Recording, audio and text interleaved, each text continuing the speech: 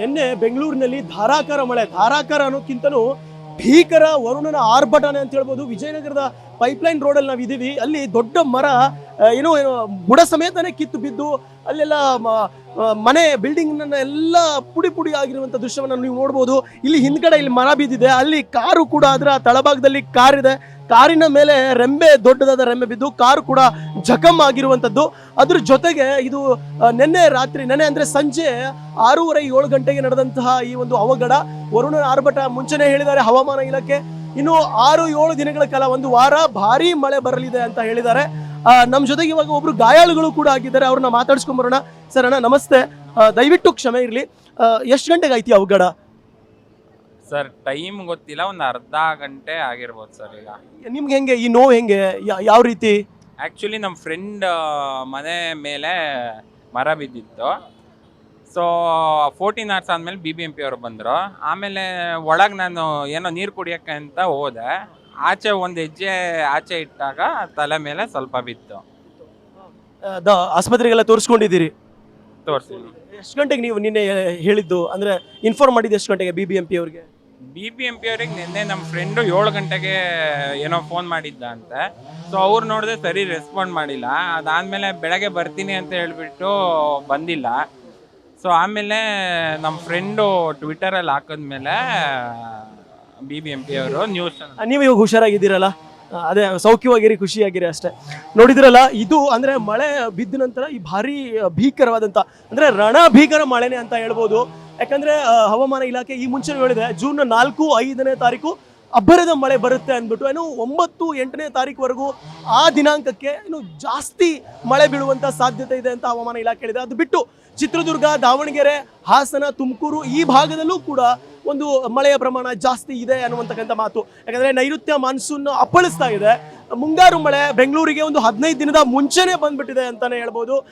ರಸ್ತೆ ಕೂಡ ಅಸ್ತವ್ಯಸ್ತವಾಗಿ, ಸಂಚಾರ ದಟ್ಟಣೆಯಾಗಿ ಏನೋ ಸಂಚಾರಕ್ಕೆ ತುಂಬಾ ಪ್ರಾಬ್ಲಮ್ ಆಗ್ತಾ ಇದೆ. BBMPಯ ಏನೋ ಇಲಾಖೆ, ಸಂಬಂಧಪಟ್ಟ ಇಲಾಖೆ ಇವಾಗ ಬಂದಿದ್ದಾರೆ, ತುಂಬಾ ತಡವಾಗಿ ಬಂದಿದ್ದಾರೆ ಅನ್ನುವಂತಕ್ಕಂಥ ಮಾತನ್ನು ಕೂಡ ಅವ್ರು ಹೇಳಿದ್ರು. ಸಂಜೆ ಹೊತ್ತಿಗೆ ತುಂಬಾನೇ, ಯಾಕಂದ್ರೆ ಇಲ್ಲಿ ನೀವು ಈ ಭಾಗದಲ್ಲಿ ನನ್ನ ಬಲಭಾಗದಲ್ಲಿ ನೀವು ನೋಡ್ಬೋದು ಲೈಟಿನ ಕಂಬ, ಏನೋ ವಿದ್ಯುತ್ ಕಂಬವೂ ಕೂಡ ವಾಲ್ ಬಿಟ್ಟಿದೆ. ಅಷ್ಟು ಒಂದು ರಭಸದ ಮಳೆಗೆ, ಅದು ಒಂದು ಗಾಳಿಯ ಪ್ರಮಾಣ ಅಷ್ಟೊಂದು ಇತ್ತು.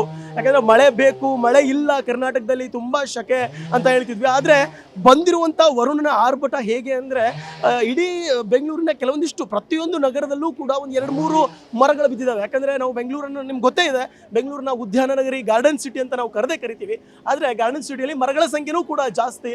ದೊಡ್ಡ ದೊಡ್ಡ ಹಳೆಯ ಮರಗಳು, ಹೆಮ್ಮರಗಳು ಕೂಡ ಇವತ್ತು ಬುಡ ಸಮೇತ ಕಿತ್ತು ಬಿದ್ದಿರುವಂತಹ ದೃಶ್ಯಾವಳಿಗಳನ್ನ ನಾವು ನೋಡ್ಬೋದು. ಯಾಕಂದ್ರೆ ನಮ್ಮ ಕ್ಯಾಮ್ರಾಮನ್ ನಿಮ್ಗೆ ತೋರಿಸಿರೋ ಪ್ರಕಾರ ಎಲ್ಲ ಬುಡ ಸಮೇತ ಬಿದ್ದಿದ್ದಾವೆ. ಇನ್ನು ಕಾರು ಕೂಡ ಜಖಮಾಗಿದೆ. ಈ ಮನೆ ಮೇಲ್ಗಡೆ ಕೂಡ ದೊಡ್ಡ ಮರ ಬಿದ್ದು ಆ ಮನೆಯ ಮುಂಭಾಗದಲ್ಲೂ ಕೂಡ ಮರ ಎಲ್ಲ ಆಕ್ರಮಿಸಿಕೊಂಡಿದೆ. ಅದನ್ನ ತೆರವುಗೊಳಿಸ್ತಾ ಇದ್ದಾರೆ ಸಂಬಂಧಪಟ್ಟಂತಹ ಏನು BBMP ಅವರು. ಈ ರೀತಿಯ ಒಂದು ಘಟನೆ ಇನ್ನು ಬೆಂಗಳೂರಲ್ಲೂ ಕೂಡ ತುಂಬಾ ಈ ರೀತಿಯ, ನಿನ್ನೆ ಮೆಟ್ರೋದಲ್ಲೂ ಕೂಡ MG ರಸ್ತೆ ಮತ್ತು ಇಂದಿರಾ ಇದ್ರದ್ದು ಏನು ಸಂಚಾರ ಇತ್ತಲ್ಲ, ಅದನ್ನ ಕೆಲ ಕ್ಷಣ ಸ್ಥಗಿತವನ್ನ ಮಾಡಿದ್ರು ಮರ ಬಿದ್ದಿದೆ ಅನ್ನುವಂಥ ಕಾರಣಕ್ಕೆ. ಈಗ ತೆರವು ಮಾಡ್ತಿದ್ದಾರೆ, ಮಷಿನ್ ಮೂಲಕ ಒಂದು ದೊಡ್ಡ ರೆಂಬೆಯನ್ನ ತೆಗೆಯುವಂತ ಪ್ರಯತ್ನವನ್ನ ಮಾಡ್ತಿದ್ದಾರೆ. ಈ ಭಾಗದಲ್ಲಿ ನೀವು ನೋಡ್ತಿರ್ಬೋದು, ಇನ್ನು ಈ ಭಾಗದಲ್ಲಿ ಮಷಿನ್ ಸಹಾಯದಿಂದ ತೆರವುಗೊಳಿಸ್ತಾ ಇದ್ದಾರೆ. ಯಾಕಂದ್ರೆ ಇಡೀ ರಸ್ತೆಯನ್ನೇ ಆವರಿಸ್ಕೊಂಡ್ಬಿಟ್ಟಿದೆ, ಮರ ಬುಡ ಸಮೇತ ಕಿತ್ಕೊಂಡು ಬಿದ್ದಿದೆ. ಯಾಕಂದ್ರೆ 9-8ನೇ ತಾರೀಕು ಹವಾಮಾನ ಇಲಾಖೆ ಏನು ಹೇಳಿದೆ, ಬೆಂಗಳೂರಿನಲ್ಲಿ ಮತ್ತೆ ಬೆಂಗಳೂರಿಗೆ ಸಂಬಂಧಪಟ್ಟ ಹಾಗೆ ಹಾಸನ, ಚಿತ್ರದುರ್ಗ, ದಾವಣಗೆರೆ, ತುಮಕೂರಲ್ಲೂ ಕೂಡ, ಬೆಂಗಳೂರು ಗ್ರಾಮಾಂತರದಲ್ಲೂ ಕೂಡ ಬರದ ಮಳೆ ಬರಲಿದೆ ಅಂತ ಹವಾಮಾನ ಇಲಾಖೆ ವರದಿಯನ್ನು ಕೊಟ್ಟಿದೆ. ಅದ್ರ ಜೊತೆಗೆ ಮೆಟ್ರೋದ ಸಂಚಾರ ಕೂಡ ಸ್ಥಗಿತ ಆಗಿತ್ತು. ಯಾಕಂದ್ರೆ ಮೆಟ್ರೋ ಹಳಿಯ ಮೇಲೆ ಕೂಡ ಒಂದು ಮರ ಬಿದ್ದು ಸಮಸ್ಯೆ ಆಗ್ತಾ ಇದೆ. ಈ ರೀತಿಯ ಸಮಸ್ಯೆಗೆ ಒಂದು ಸಂಚಾರ ದಟ್ಟಣೆ ಕೂಡ ಆಗ್ತಾ ಇರುವಂತಕ್ಕಂಥದ್ದು. ಇನ್ನು ರಸ್ತೆಯಲ್ಲಿ ಇನ್ನು ಬಸವನಗುಡಿ ಆ ಭಾಗದಲ್ಲೂ ಕೂಡ ದೊಡ್ಡ ದೊಡ್ಡ ಹಳೆಯ ಪುರಾತನ ಮರಗಳು ಬಿದ್ದು ತುಂಬ ಸಂಚಾರಕ್ಕೆ ಅಥವಾ ಜನಸಾಮಾನ್ಯರಿಗೆ ಸಮಸ್ಯೆ ಆಗ್ತಿದೆ. ಇನ್ನು ಗಾಯಾಳುಗಳು ಕೂಡ ನೋಡಿದ್ರೆ ನಿನ್ನೆ ರಾತ್ರಿ 7 ಗಂಟೆವರೆಗೂ ಸಮಸ್ಯೆಗೆ ಸಿಲುಕಾಕೊಂಡಿದ್ದು ಇವಾಗೇನೋ ಆಸ್ಪತ್ರೆಗೆ ಹೋಗಿ ಬಂದಿದ್ದಾರೆ. ಇಂತಹ ಸಮಸ್ಯೆ ಆಗ್ತಾ ಇದೆ. ಈಗ ಸಂಬಂಧಪಟ್ಟ ಅಧಿಕಾರಿಗಳು ಬೇಗನೆ ತೆರವುಗೊಳಿಸಿ ರಸ್ತೆಯ ಒಂದು ಏನು ಸಂಚಾರವನ್ನು ಕ್ಲಿಯರ್ ಮಾಡಬೇಕು ಅನ್ನುವಂತಕ್ಕಂಥದ್ದು ಸಾರ್ವಜನಿಕರ ಒಂದು ಮಾತು. ಕ್ಯಾಮ್ರಾ ಪರ್ಸನ್ ಪವನ್ ಕುಮಾರ್ ಜೊತೆ ನಾನು Karthik Raikar, guarantee news, Bengaluru. Guarantee news, ಸುದ್ದಿ ಖಚಿತ, ನ್ಯಾಯ ನಿಶ್ಚಿತ.